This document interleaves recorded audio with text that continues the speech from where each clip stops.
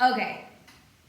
So back in 2014, Charlie Thurston and I, Becky Gibel, played Newlyweds in Neil Simon's Barefoot in the Park, which was like mostly a dream, except for this one night where there were like in Act 3 there were 2 phone calls that I answered, and I did not realize, but I skipped an entire phone call, which then meant that I cut about 9 pages worth of the play. Like, that's a lot of play. That's like 12 minutes of play. That's a guess.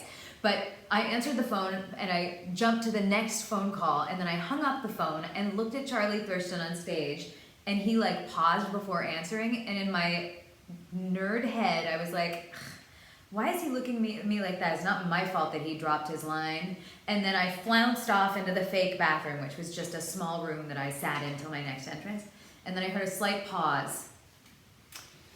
Yeah, I was sitting on the couch and thinking about, the pause was I had to keep saying the lines of this new version of the play, but I was thinking about all of the things that we had skipped that I needed to kind of make up for the rest of the play.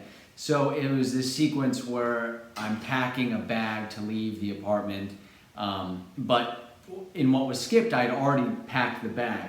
So I was going and I was doing the current blocking, yet at the same time I realized I needed to pack the suitcase, get all these shirts, get this book full of ties, briefs. A bunch of my underwear was supposed to be packed, which Becky was, in the pages that got cut, was supposed to go off into the bedroom and grab. So I like kind of wandered back there in the middle of this whole scene, just me on stage, and an ASM's hand went and handed me a bunch of underwear, which I then threw in the suitcase. And then as I was going, I realized, oh no, I should have already had like 3 glasses of whiskey, because by the end of the play I'm supposed to be really drunk. So we lost kind of all of my progression of alcohol. So then I'm realizing that, so then I just start kind of chugging the alcohol in the scene to make up for everything. And meanwhile, Phyllis Kay, who thought that she had like 12 minutes upstairs in the dressing room, is listening to the lines and going, wait, what?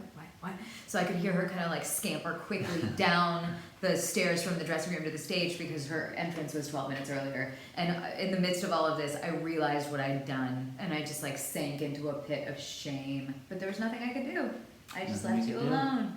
But it worked out okay. And we were engaged in real life at the time, and he still married me, so... Didn't ruin everything.